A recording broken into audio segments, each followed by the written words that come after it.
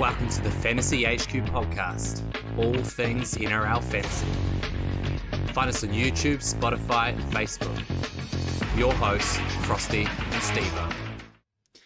Welcome everyone, back to the Fantasy HQ podcast, all things NRL Fantasy. And tonight we are going to be looking at our team after Vegas and who impressed us at Vegas and what trades we've made since TLT 1B heading into round one. So, Frosty, welcome. Vegas went pretty well. We had some good results from our team, including the big man himself, Ponga, scoring 83. Yeah, Steve, how are we? How good was that man? Gee, Kalen Ponga at his absolute best.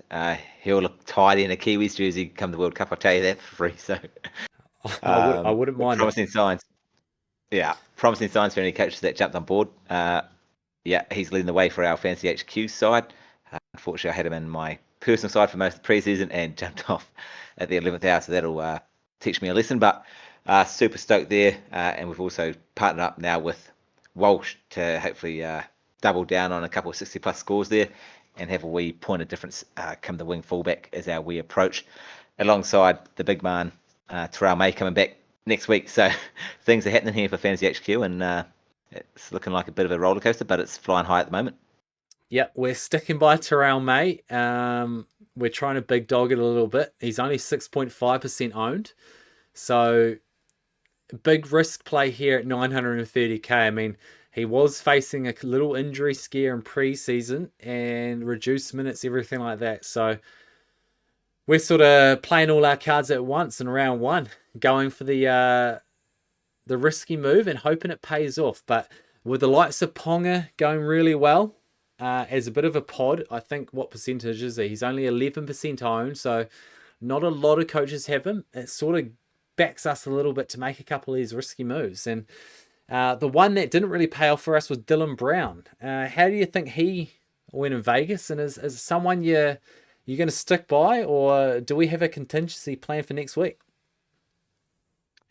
Yeah, I think we may be looking at a plan B. I mean, on one hand, with him for coaches, his score was all base stats, and we love our base stats when it comes to fantasy.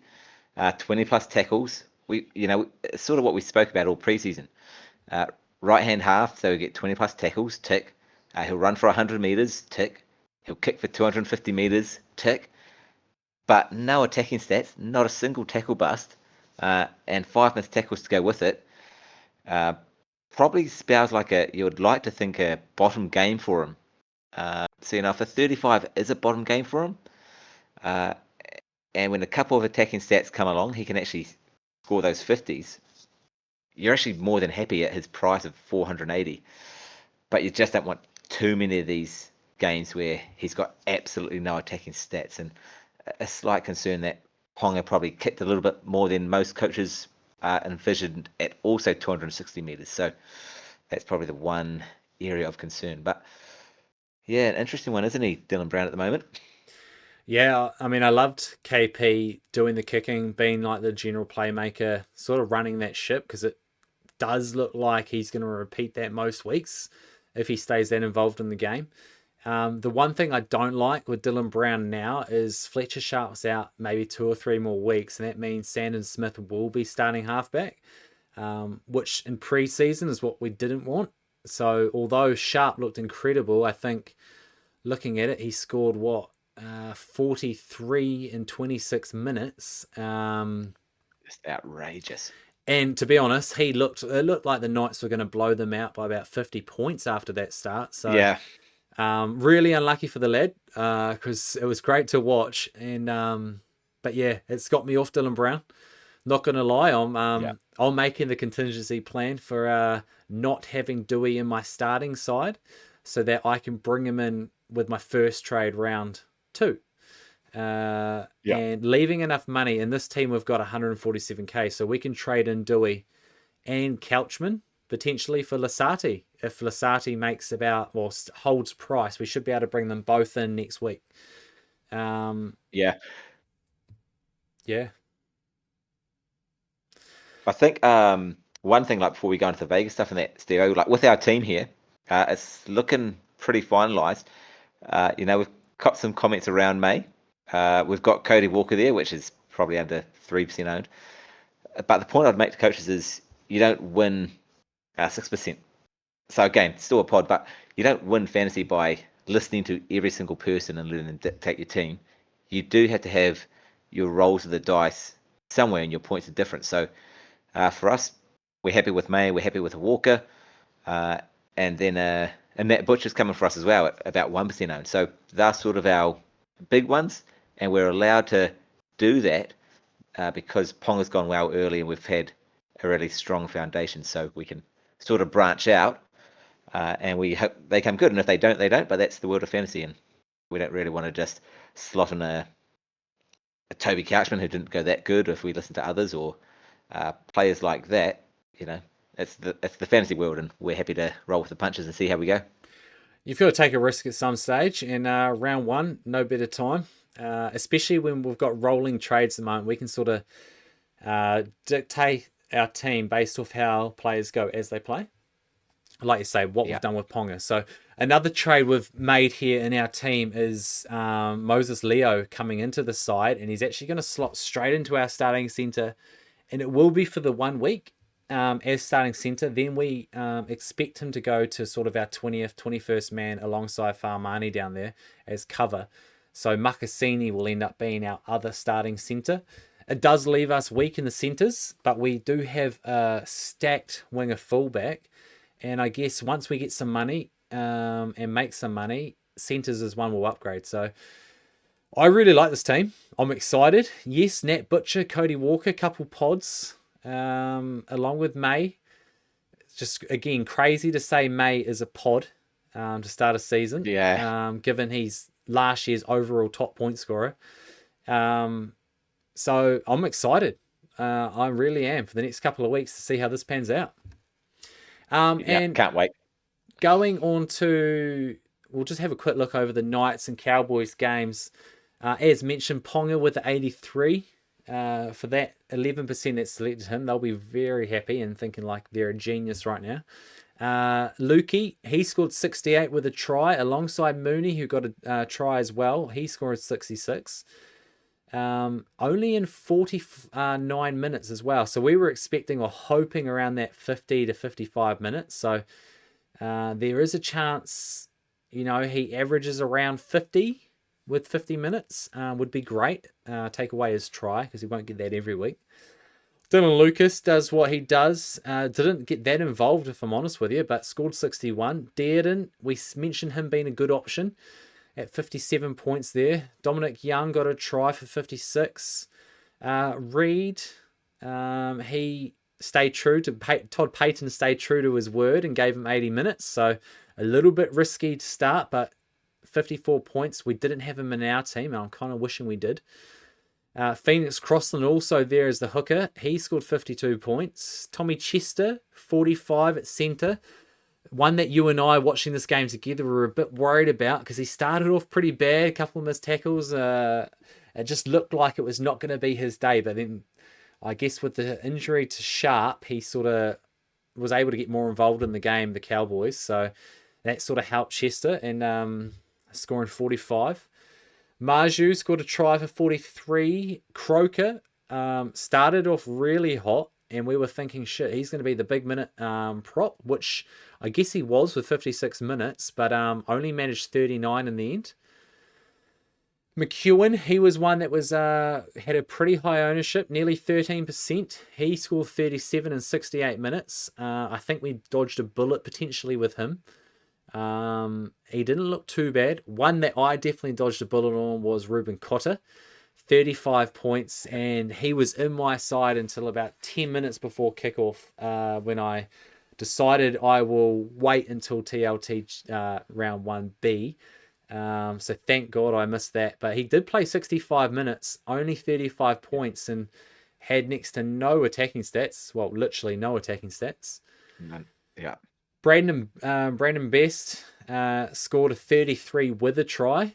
I know the likes of Longy was very high on Best, and I think selected him and won't be happy with that output.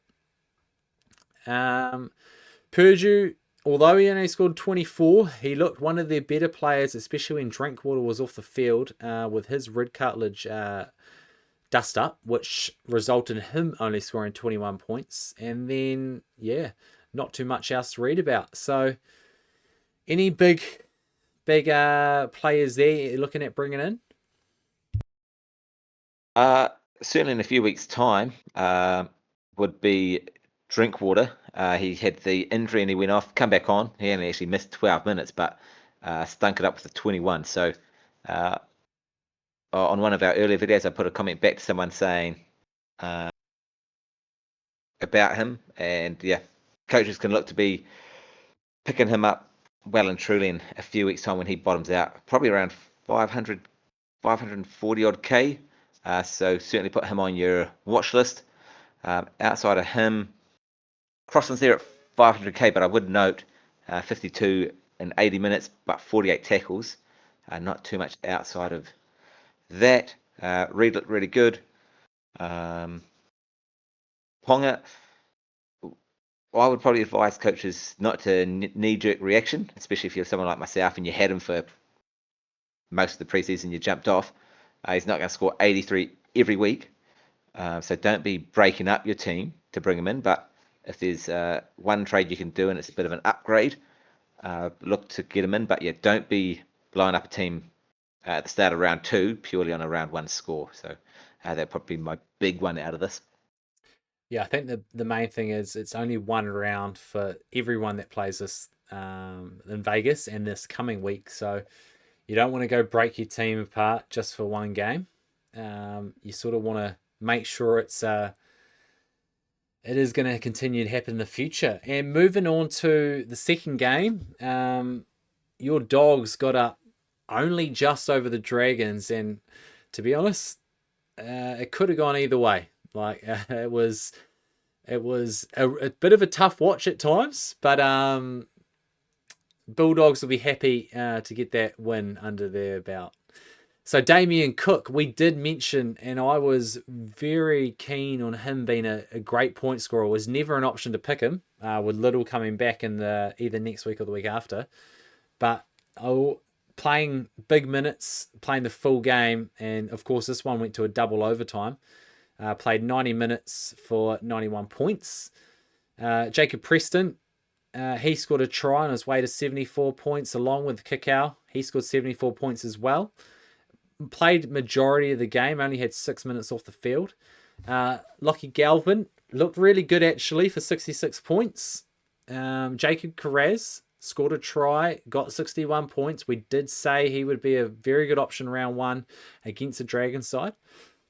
Ryan Couchman, probably I wouldn't say the biggest surprise, but for a cheapie to go out and get at 250k to go out and get 60 points in 56 minutes, very promising for the rounds coming up, and someone that I know you and I will consider getting into our team. I think you were talking about his potentially making around 80k. Daniel Atkinson there, 59 points. I have him in my team. Very happy with that. I think he's going to be pretty reliable most weeks, looking at how that game went. Most of that's in base. Toby Couchman, 56. He played 66 minutes, but that included, I think, the 10 minutes extra time. Stewart, again, with the extra time, got himself through to a 49 off the bench. So a bit of late mail there that he got to put on the bench, and he came all at the 20-minute mark, and he got, I think, one small rest after that. Matty Burden, 47 points. Braden Hayward, 46. He played the full game, full 90 minutes. That's promising for anyone that's picked him up. Sedu 2, he went off with cramp after 65 minutes with a 42. Would have been nice if he had to play the next 15 plus minutes, because he would have looked to get at least 50 points given just a couple more tackles or another few meters hit-ups. And then going down, there's not a huge amount there. Valentine Holmes only got 27. You'd be disappointed if you started with him. And Josh Curran there, wait for him to bottom out, and if there is an injury, he could be someone that ends up very cheap. If he then gets 50, 60 minutes, he could be someone that scores you 45 plus each week. Anyone to note there for you, Frosty? I think there's a fair bit of fantasy notes from this one. Starting with Galvin, he's not going to make 35 tackles every week, so coaches might get excited. And again, don't just knee-jerk reaction after round one. He's not going to have 35 tackles a game. He's not going to run for 190 meters a game. Look for him to be high 40s, low 50s average. So hold fire there. Karaz, great option after the round 2 bye. So from round 3 onwards, he'd be a great get for that gun centre. We've talked previous episodes lately that centre's looking a little bit slim. So look to probably get him in. Cashman, if you're going to get him, will be before his round 2 game because he looks to make some big money, even if he can go and score 40 flat for the next 3 or 4 rounds. Atkinson, it isn't base. 28 tackles, I'm a massive fan of him. We did say in the preseason, again, a right-hand sided half. He's taken the majority of the tackles when teams mainly go left in rugby league. But a whopping 887 kick meters for 29 points there. So that will come down. But what was promising was he was doing 95% of the kicking, which I certainly didn't envision. I thought Kyle Flanagan would keep 30%, maybe even 40% of the kicking, but that's not to be. So if you're on Atkinson, very promising. But again, dial it back down. It's probably 45 to high 40s average, which again at 450k you're still going to happily take. So we win there for coaches. Hamish Stewart, you'd like to see a little bit more than 49 from him with 46 tackles. I think there will definitely be weeks where he gets tackle busts and a couple of offloads because he is quite a barnstorming type of player. Happy I missed out on Hayward. Ebbed and flowed. Didn't let the Bulldogs glasses get in the way because 90 minutes for 54 tackles, which is 54 points alone, and he somehow ends up on 46 with 6 missed tackles, 9 run meters, so he didn't even get a point running. He is just going to be a tackle bot. So those games where he gets 34, 36 tackles in with some misses, he's going to chuck out a 28 or a 29. So good start for them, but it may come crashing down when they play 80 minutes in round 3. And yeah, outside of that, 2's looking good. And yeah, I was just pleased that the ref gave that we strip on Sherry a penalty rather than a knock-on. But seeing it live, I did think it was the classic knock-on loose carry. But as a Dogs fan, you like to see the rub of the green because at times we certainly don't get it. So we'll take the 2 points. Undeserved. And that was a wrap up for Vegas and our team heading into round 1B of this weekend's footy. So thank you everyone for watching. If you've made it this far, let us know who your favourite player you watched over the weekend was and who you think is going to score the most this weekend. And do subscribe while you're at it. Thank you, Frosty. We'll see you next time. Cheers, Steve. We appreciate your support for the Fantasy HQ podcast, all things NRL Fantasy. Subscribe on YouTube, follow on Spotify and Facebook, and most importantly, thanks for watching.